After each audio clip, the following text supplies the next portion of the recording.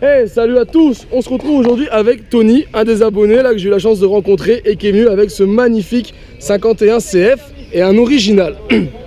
J'ai plus de voix. Est-ce que tu peux nous en parler du coup, Tony, nous expliquer un peu comment on reconnaît un 51 CF, en quoi on sait que c'est un original et ses caractéristiques? Alors le 51 CF, il faut savoir que c'est la machine qui a été créée en 85 pour créer le championnat de France, d'où CF, championnat de France. Quoi dire de plus? Ça ressemble à un 51, mais c'est pas un 51.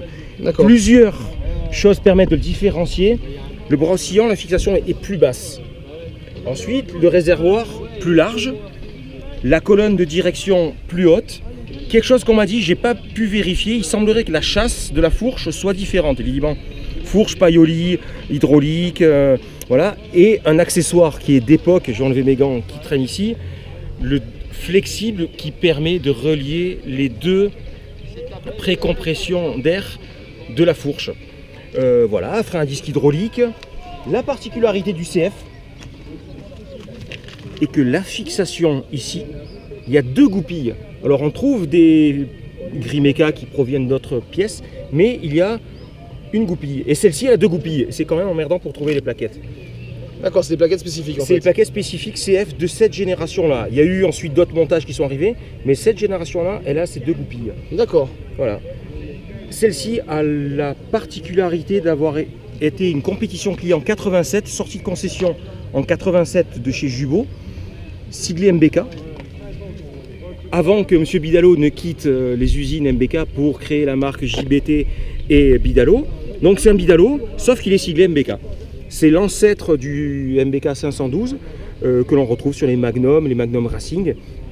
Cylindre alu chromé, segment fonte GS, un petit peu difficile à trouver les pièces, mais c'est presque increvable. Et c'est le prototype du 512 qu'on a retrouvé ensuite à partir, je crois, 89 sur les Magnum Racing. Le Vario à grande plage, 100 mm.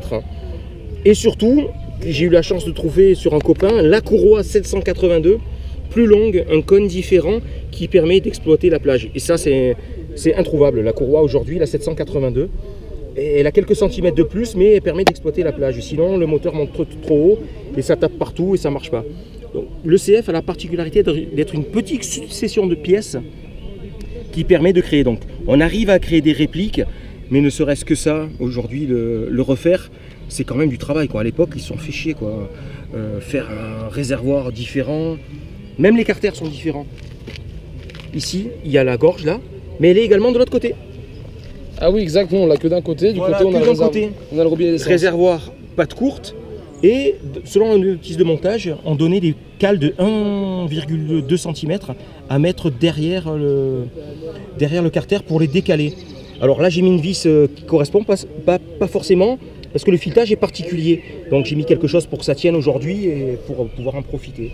Du coup, voilà, il y a cet objet là qui m'interpelle. Du coup, est-ce que tu peux nous parler de ça? C'est quoi cette petite pièce? Selon la notice de montage de l'époque qui était livrée par MBK, il conseillait d'installer une pièce en plastique créée à partir du cache-allumage qui permet en fait de protéger des projections de gravier. Le carburateur ici, donc il y avait un plan précis en disant il faut percer à tant de millimètres, à tel endroit, mettre les petites vis. Donc j'ai souhaité la remettre telle qu'elle était. Ah ouais, c'est énorme. Donc, il est vendu d'origine 100, mais tu avais une notice qui disait voilà, si vous voulez le faire, faites cette option. Voilà, en fait, la notice de montage MBK CF87, il donne utiliser un capot d'embrayage pour créer cette pièce. Voilà, donc j'ai souhaité la faire. Quand j'ai eu la mobilette, elle n'avait pas les carters, donc j'ai souhaité la remettre en fait en configuration en compétition client. Donc la remise des carters en retrouvant la bonne teinte de l'époque, et aussi cette pièce là qui est super intéressante, le garde-boue. Ouais.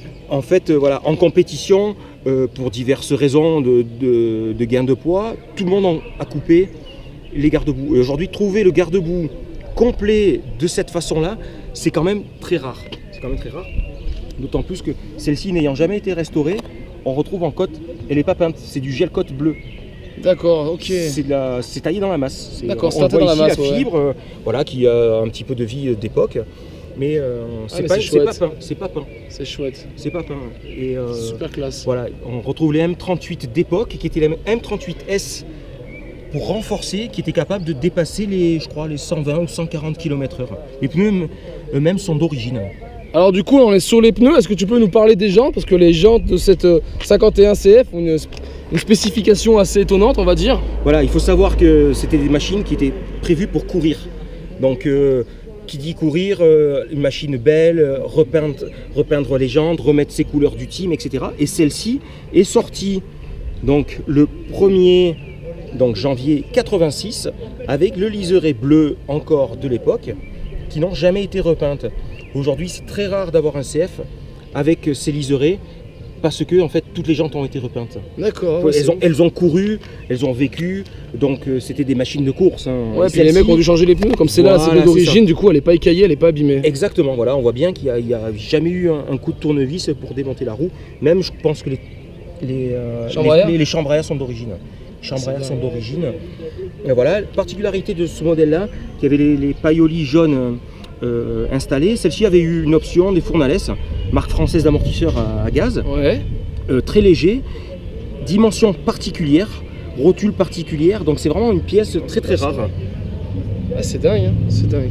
Et là je vois la chaîne, du coup niveau transmission, il y a quoi comme transmission là, sur un CF transmission, en fait? Là on est en 1356 je crois.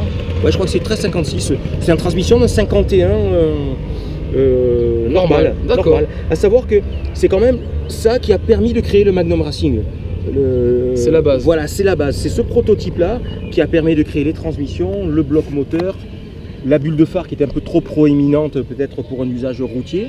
Mais la selle aussi qui n'était pas du tout confortable. Remarque un Magnum Racing, c'est pas beaucoup plus confortable. Ça c'est quoi? C'est de la mousse collée en fait? C'est de la mousse collée. Coque d'origine aussi. Coque d'origine, on voit, elle est un peu craquelée ici. C'est le gel coat. Voilà, c'est pas peint. C'est cool. C'est pas peint. Et la particularité aussi du CF, la grosse goulotte. D'accord. Et le bouchon BP Zoom. Ah, il est classe. Le bouchon BP Zoom de plus gros diamètre d'origine. Et là on voit les pontées, là je m'aperçois les pontées, tu pouvais mettre un guidon droit, c'était une pontée qui servait en fait à la base pour le... Je pense que c'est une fourche qui devait se trouver sur d'autres modèles, genre un modèle italien. Et ils rajoutaient les bracelets dessus en fait. Et... Voilà, alors quand on regarde la qualité du bracelet, donc réglable en ouverture, réglable en inclinaison, grâce à une cannelure ici. Des petites vis BTR, voilà, ça ressemble à un 51 mais ça ne l'est pas, quoi. On sent qu'on est vraiment dans la course. La tête de fourche, alors regarde les qualités des têtes de fourche, les petits trucs qui sont faits là, ça, le régulateur qui permet d'alimenter l'araignée et tout. Voilà, le régulateur qui permet d'alimenter. Ah mais c'est du pailloli en fait ça. Ouais, c'est du pailloli. C'est des têtes de fourche pailloli, d'accord. Le régulateur permet d'alimenter en fait la pompe à eau moteur. Pompe qui est là, hop, on est passé devant tout à l'heure. Okay. Voilà, donc c'est un régulateur, donc il est vraiment fixé par deux vis qui tombent parfaitement. Ouais, puis on voit, il y a les ailettes en dessous et tout. La fourche, ça tombe là, c'est... Ah, c'est super. Et là, je vois, donc il y a le pot, on va en parler un petit coup. Et là, tu as les crash bars. Voilà, les crash bars. C'est quoi? C'est une option aussi? Non, c'était obligatoire pour courir en compétition d'avoir un arceau qui protégeait les parties tournantes. D'accord. C'était obligatoire. Ok, ça je savais pas. Voilà, c'est déjà quand tu tombes, ça évite par exemple de vriller le vélo, mais ça pouvait éviter aussi de t'arracher les guibolles. La version compétition client dans la notice de montage, il y a le cache, le variateur qui est découpé au niveau de la courroie. Et là, pour des raisons pratiques, pour débrancher la courroie, pour pouvoir se déplacer en la poussant, je ne l'ai pas installé. Mais il y a tu l'as du support, coup, il y a le support. Il n'y a pas de béquille du coup? On s'aperçoit qu'il n'y a pas de béquille, c'est d'origine comme ça? La version route, il y a une béquille qui se fixe ici. D'accord, à la et là, place avec les crash bars, je ne l'ai pas installé, il y a un petit trépied qui s'installe.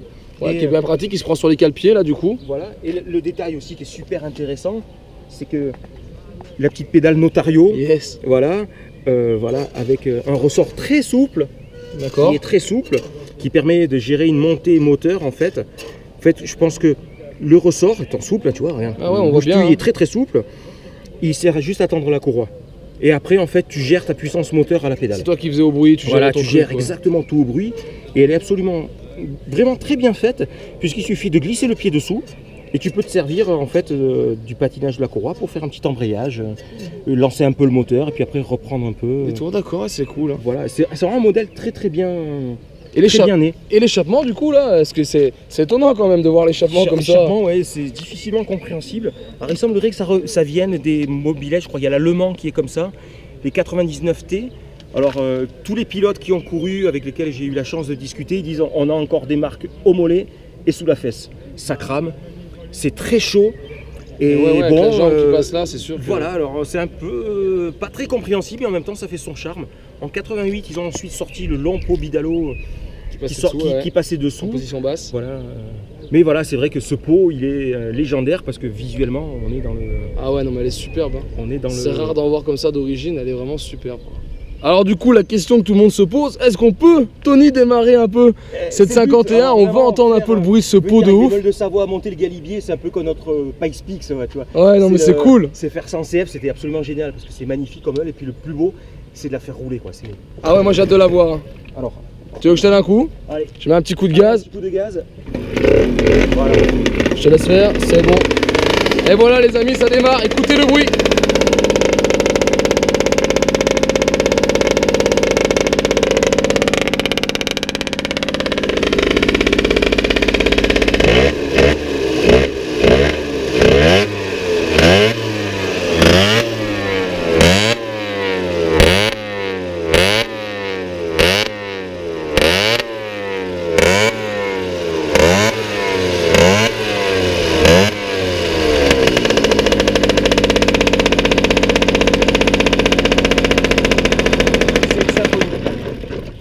Ah, et comme tu dis, c'est une symphonie, c'est magique. C'est vraiment quand on a connu ça dans les années où ça courait en circuit, ça courait entre les bottes de paille sur des parkings supermarchés, ce bruit c'est vibrant, ça ramène des souvenirs. C'est ouf, on comprend mieux pourquoi c'est un peu noirci là, voilà, du coup, parce que l'échappement c'est passe l'autocollant vraiment... d'origine, alors voilà, ah ouais, c'est fou. J'enlève un petit peu de... Là, je vois le Mob Shop, c'était un origine, c'était rajouté. Non, c'est un refait parce que voilà, j'ai Motobécane faire... pareil, et l'avant pareil, voilà, tout pareil, ce que BP. voilà. Ce que j'ai fait là, je les ai refaits parce que c'est ce qui faisait bon, marcher la plaque, meule, on l'enlève, c'est là spécialement pour le rallye. C'est voilà. Donc les NGK, le BP, le Motu, le Champion, voilà, c'était un petit peu, voilà, c'était pour donner un peu un côté un peu... Pareil, bulle d'origine aussi, la bulle d'origine, ouais, la bulle d'origine en plexiglas légèrement teinté. On a des répliques aujourd'hui. Ah ouais, c'est ça, on voit. Il est légèrement teinté. Alors j'ai perdu malheureusement une vis aujourd'hui apparemment. Mais voilà, c'est... Celle-là, elle est peut-être même desserrée, on dirait, non? Ou, regarde, elle bouge. Ah ouais, c'est en des vibrations. C'était des malles de course, il ne faut pas oublier que c'était...